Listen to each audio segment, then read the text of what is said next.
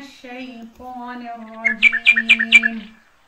الله نور السماوات والأرض مثل نوره كمشكاة فيها مصباح المصباح في زجاجة الزجاجة كأنها كوكب دري يوقد من شجرة مباركة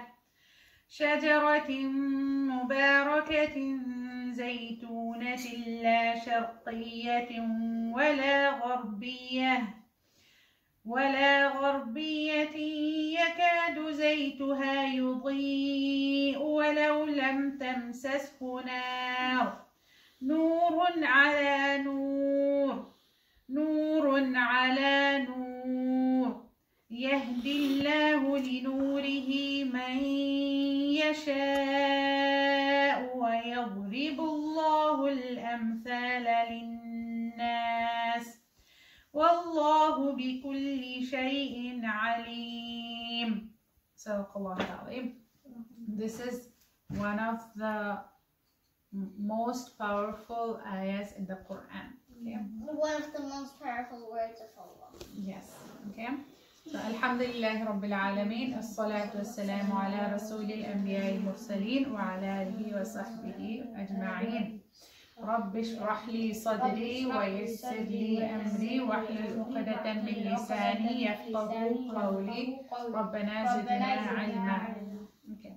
So the ayah that I just recited is from Surathul Nur. Did you guys notice Nurun ala Nur? The one that you want to do? No. Nur means light.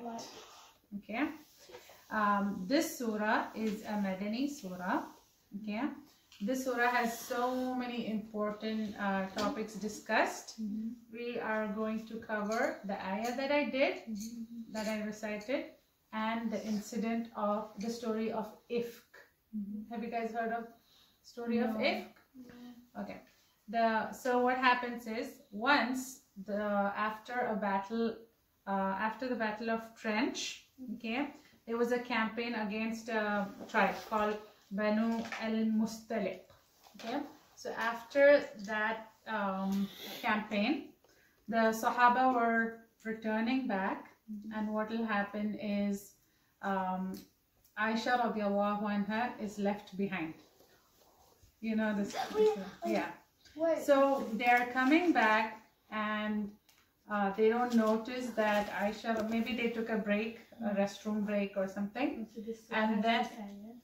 and then no, this surah was revealed after that incident. Yeah, those ayahs were different. And the whole group leaves, to Medina. And Aisha radiallahu anha, because she couldn't find something that she had lost, something that Rasulullah sallallahu alaihi wasallam had given her, the necklace, and it was valuable to her. She went searching for it, and she didn't know they were leaving, and they didn't know she was missing. And the wives of the prophets were taken on like a howdah kind of thing, okay, in an enclosed thing over the camel or horse, usually over the camel.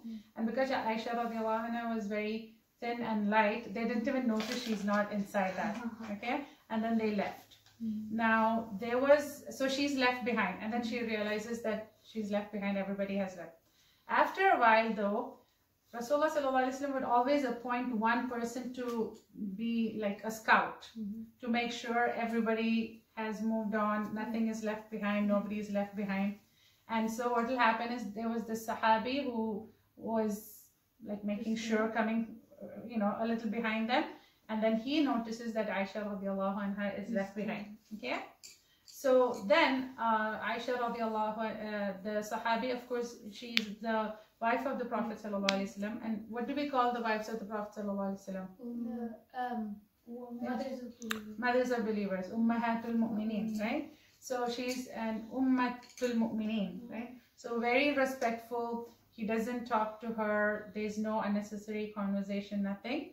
But what will happen is, and then they both just leave to Medina. Obviously, it's hard to just go by yourself, so they just go, and they enter the city of Medina together at the same time. Now remember, in Medina there are Jews who are like they're people and hypocrites. They're people who are still enemies of Islam. So they spread rumors. They start making up rumors. So they have always been constantly looking for reasons to bring down Prophet Muhammad sallallahu alaihi wasallam's name, or to just accuse him, right? Even the people in Mecca would call him a sorcerer, a magician, a madman. The people in Medina, they were also trying to always cause fitna. Okay, so yeah, there was another smaller incident of fitna. This is actually what will end up becoming a big incident. So the leader of the hypocrites, Abdullah bin Salul, he will see this as an opportunity to cause fitna and difficulty for the Prophet ﷺ and his family. So he will start a rumor. He started saying a rumor that, oh, the Prophet's wife, he calls himself a prophet, and look at his wife, she has gone with some other man, and he'll start making up rumors. And the unfortunate thing is, some of the Muslims will also kind of fall for it, and they will also contribute to spreading the rumor. And this is especially as you grow older, and actually even at your age, and Asma, anybody, it's a very important lesson that we should not contribute to gossip, right? Like, you should not, if you see something happening, don't add fire to it. Don't fuel the fire. Don't fuel the fire. Some things, like, just leave it as it is, okay? If somebody's, just don't talk about it. It's best to stay away from it. If you have a feeling that your friend or somebody you know did something wrong, don't go and share it to somebody else.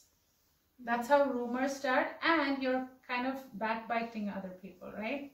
So that's a big lesson that we can learn from the surah. Because sometimes it can end up becoming a very difficult matter for the person you're gossiping about or backbiting about. Damage you're actually causing. Yeah, you can cause so much harm to that person.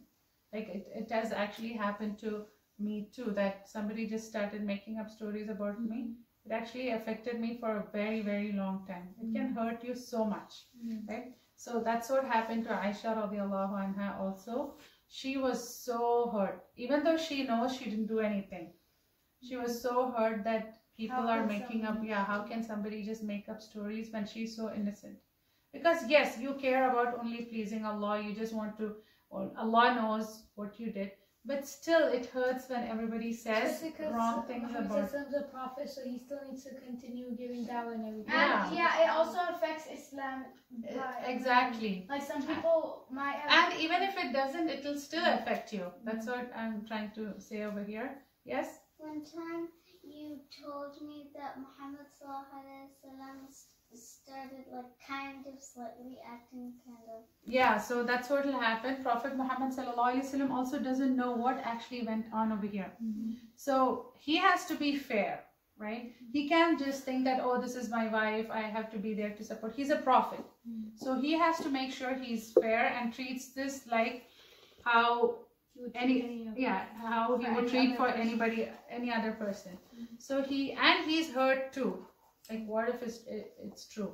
This also shows that Prophet Muhammad knows only what Allah lets him know, right? So for almost for a month, Rasulullah is also hurt, and she's also so hurt. So basically what will happen is Rasulullah will drop her off to her parents' house with Abu Bakr Siddiq radiallahu anhu and her mom.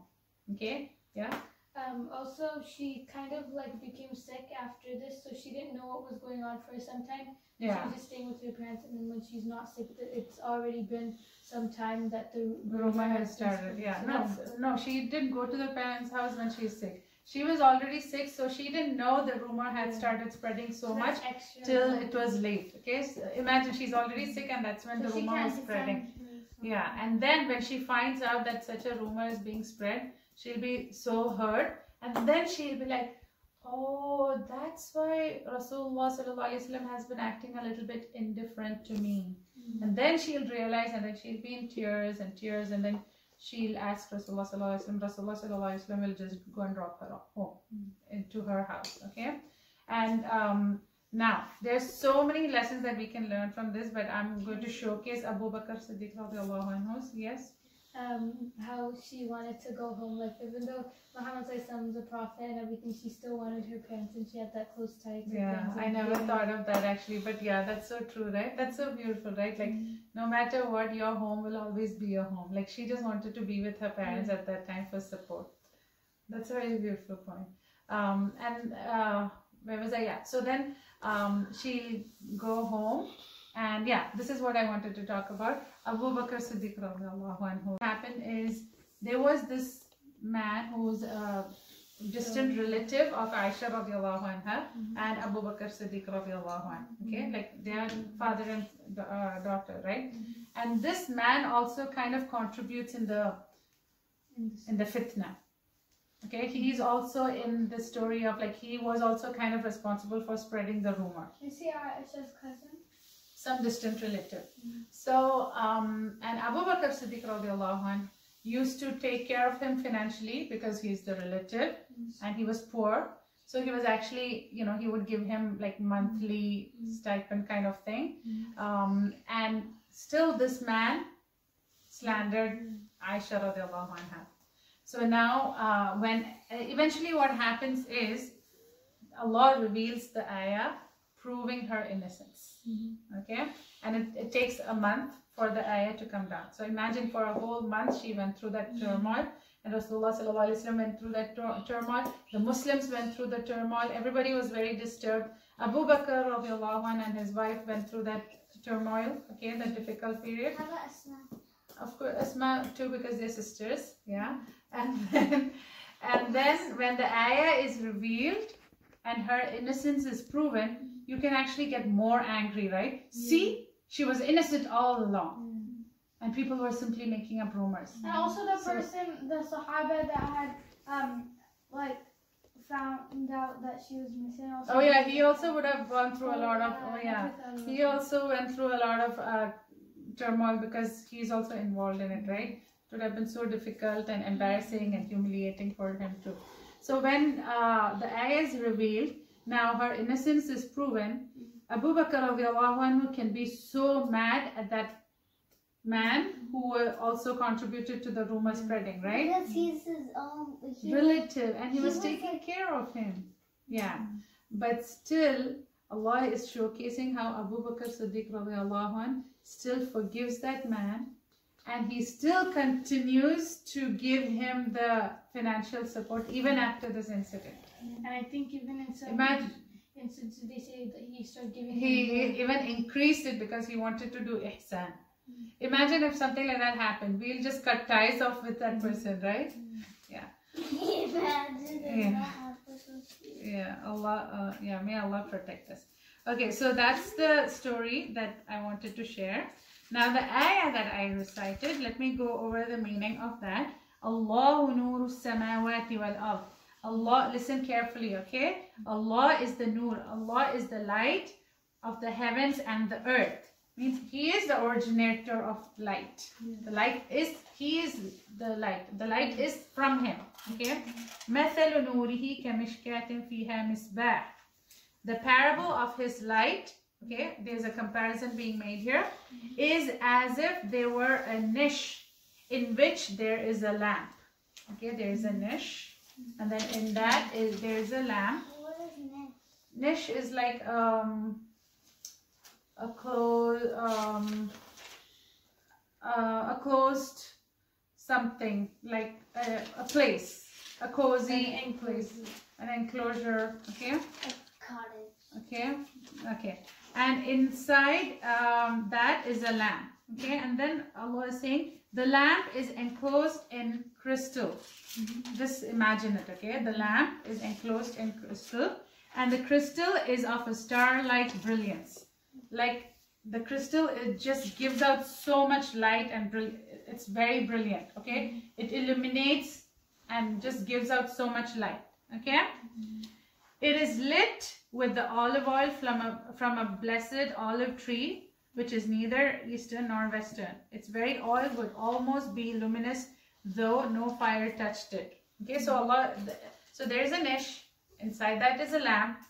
The lamp is inside a crystal. The crystal itself is illuminating and so brilliant. Imagine a diamond that's like light is shining on it and it's just, you know, reflecting all the light. Okay, the crystal itself is illuminating. Okay, now imagine that lamp it's already lit, and then imagine that lamp is lit with olive oil from a blessed tree that also is luminous, that's also shining.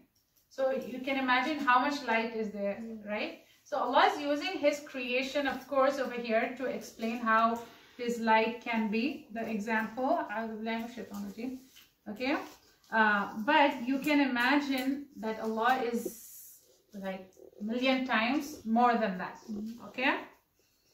And then Allah is saying, even though no fire touched it, like there is no outer source to light it, and still it's lit, okay? And as though all means of increasing light upon light are provided. Allah guides to His light whom He pleases. Light upon light is Nurun ala nur. Like Allah, so this is like Allah is light upon light. Nurun ala nur. Okay, and then Allah is saying that Allah guides whoever He wills to this light. Okay, meaning the light of guidance. Okay, so Allah is telling He is the source of light, and light means also guidance. He is the source of guidance. Okay, and then Allah is saying that He has the knowledge of everything. He uses these parables to make clear to us the meaning of it. Okay, because obviously we know that His light is beyond what we can imagine. Allah is just using a parable over here. Okay, so we'll end this surah here. The next surah is Surathul Furqaan. Okay, Surathul Furqaan, Surathun Nur was a Madani surah. Surathul Furqaan is a Makki surah. Okay, this surah, we're just quickly going over a few, one or two things that is mentioned in this. First of all, the surah starts with تبارك الذي نزل الفرقان على عبده ليكون للعالمين نذيرا. Okay, Allah is starting with saying, blessed is the one who has revealed Al-Furqaan. Oh. What is Al-Furqaan? It's the Who can tell me? Who has revealed the Furqaan? The Quran. Furqaan is a name for, another name for Quran. What is Furqaan? For Allah's words. Yeah, Furqaan is the Quran. Okay, the word faraq means something that shows distinction. It distinguishes. So it's okay, the difference between bad, right and wrong. Just like Yomul Badr is also the battle of the Badr. That day is also called Furqaan, right? Just like that, Quran is also Al-Furqaan. It shows, it distinguishes right from wrong. Okay, and then because it starts with blessed is the one, Tabarakalladhi. It starts with Tabarakalladhi. Then after that, Allah is also mentioning how He is the one whom everything belongs to. He is the king of all His creation. Okay, He is the one who designed everything in proportion. Okay, all those reminders. Okay, another thing that I'm going to read from this surah is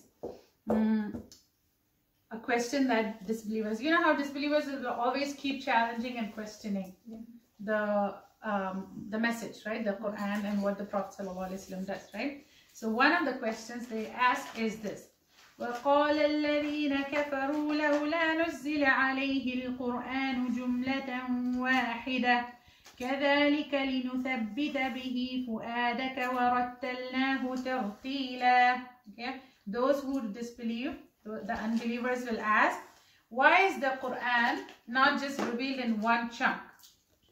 Okay, they would ask, like, you know how Musa alayhi salam, when he went to get the revelation from Allah for 40 days, leaving Harun to take care of the Bani Israel, the whole of the Torah was revealed at the same time, right? But so the unbelievers are asking, why didn't Allah reveal the Quran in one chunk? Why is Allah revealing it part by part? Okay, so for that Allah is giving the answer. Okay, كذلك, it's like that. لِنُثَبِّتَ بِهِ فُؤَادَكَ.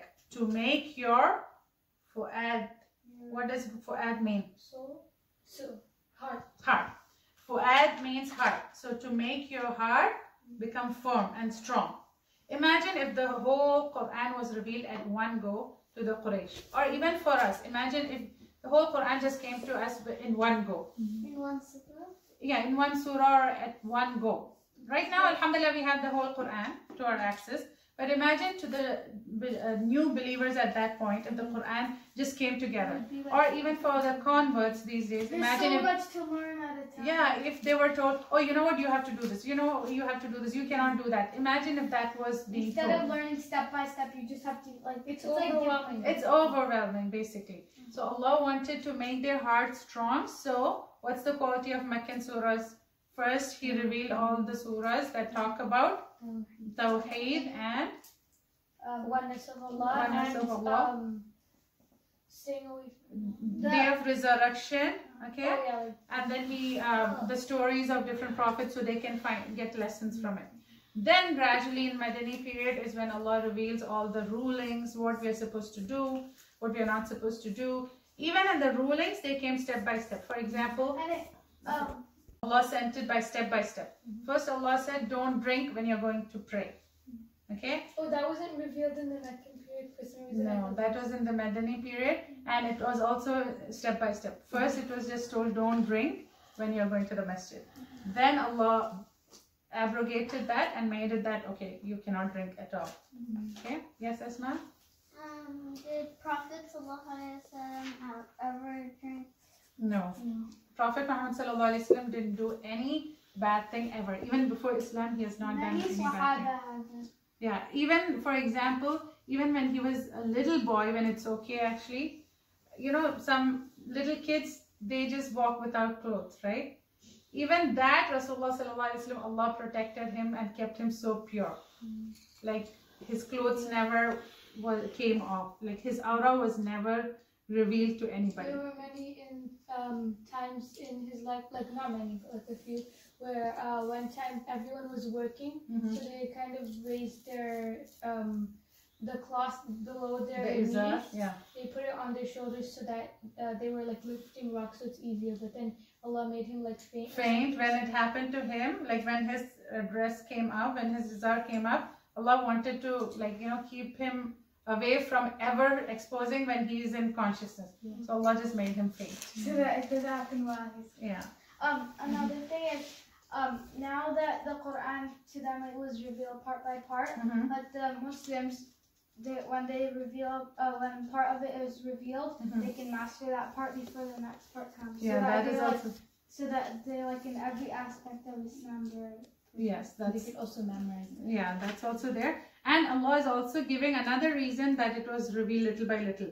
So, the Quran was revealed depending on circumstances, right? Whenever a circumstance came or whenever somebody asked a question, that's when Allah would reveal a certain ayah, right? So it has, so that it has its sabab, like there's a reason. For them, truly, it was like a way of life. Like when they had a question, they got. Yeah, it was like it was a conversation with Allah and the Muslims. You get it? And even for us, it can be like that. Because we have the whole thing. Right yeah. So it was a conversation. It's not like everything just came down at one go. It's like if they had a question, they went and asked Rasulullah sallallahu alaihi wasallam, or some incident happened. At that time, ayahs related to that would be revealed. So it's like there's a, you know, direct communication or conversation, right?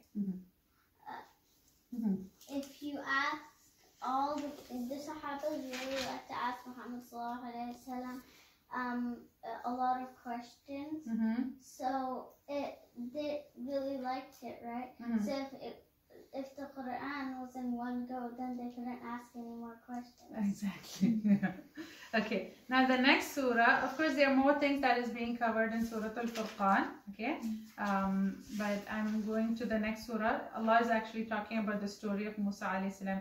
Have you guys noticed how many times Musa alayhi salam is being mentioned in the Quran? Musa alayhi salam was the most mentioned prophet. Yes. Okay. The next surah is Surathul Shu'araa. Okay. Surathul Shu'araa was revealed in Mecca in the middle stage. Remember yesterday we spoke about the middle stage? Yeah. It was like when the public propagation of Islam had started. In that phase was when Surathul Shu'araa was revealed.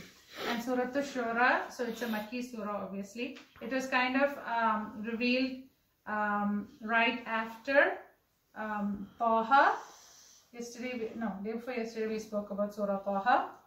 You remember Surah Taha, where Musa alayhi salam's story is being mentioned? Yeah.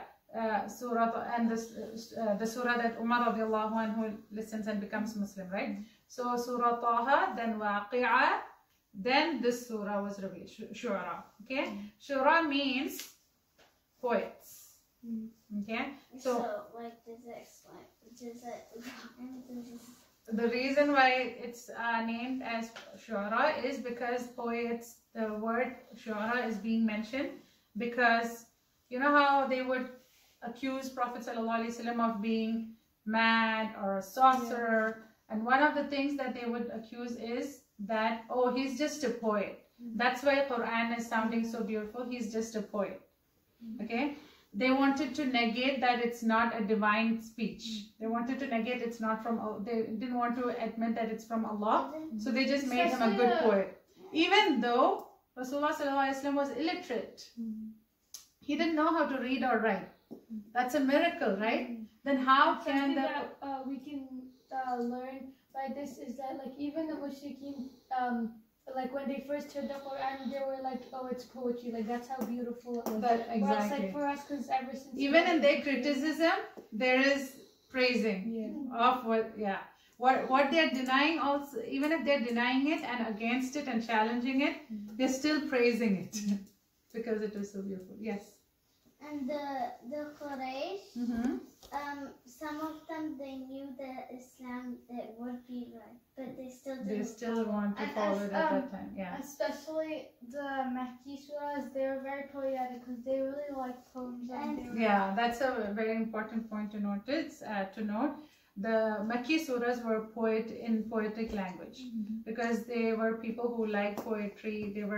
They had that tradition of like people reciting poetry, and it was like a form of entertainment. Okay, so so that's why Surathul Shu'araa is having the word poets in the surah. Okay, I'll just read this part, what in summary what Surathul Shu'araa talks about. Okay, this surah starts with Qasim.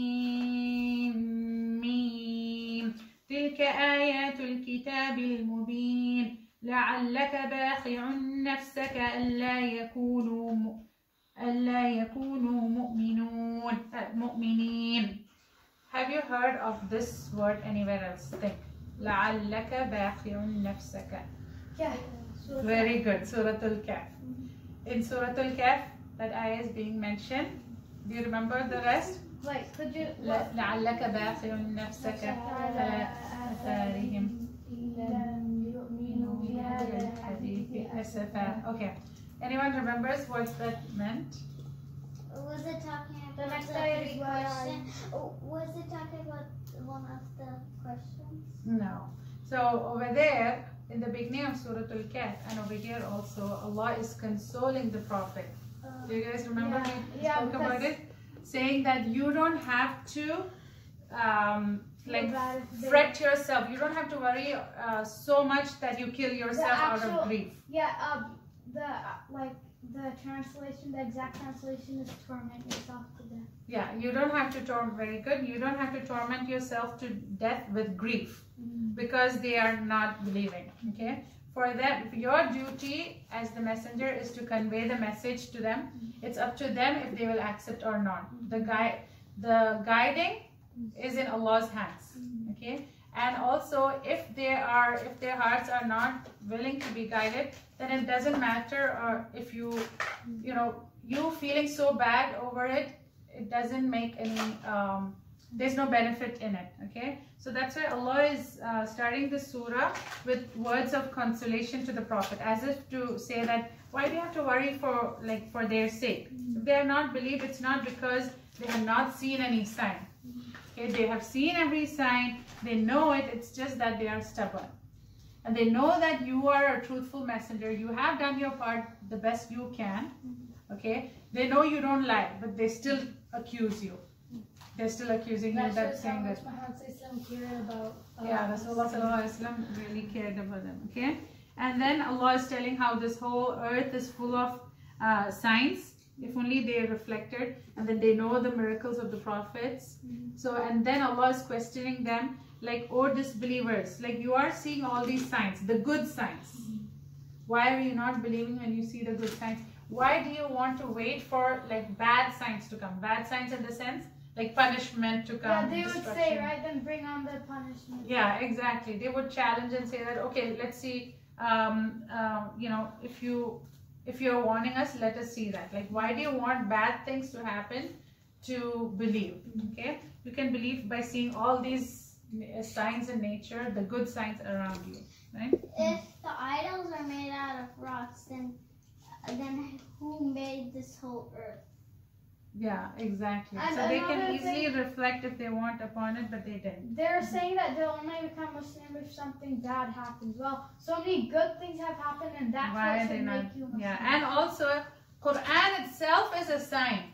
Quran itself is a miracle. Because it's coming from... Yeah, so there are 3 signs that you can look for. Okay? Also, something about the Quran being a miracle that I had never thought of until like one day you were talking about how the Quran was revealed to Muhammad ﷺ. Just Allah revealing it to himself. So like, it is a miracle. Scientists and everything, everyone, like they have a reason for everything, but how can Allah give Muhammad ﷺ revelation? It's not that itself as a that exactly. There's no scientific explanation. That itself shows that it's a miracle, right? That itself is a huge sign. So I just wanted to explain the 3 meanings of ayah. Okay, remember this. Okay, when I ask you next time, you should know 3 meanings. One is anything that you see around you is a sign. Ayah. Ayah means sign. Anything, all the creations that you see is a sign that Allah exists, right? So like every ayah is a sign.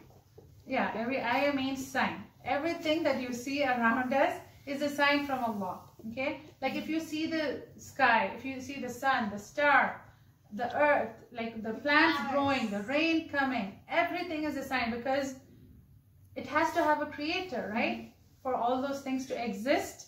And if there is a creator, then we are the creation. We have to follow what the creator wants us.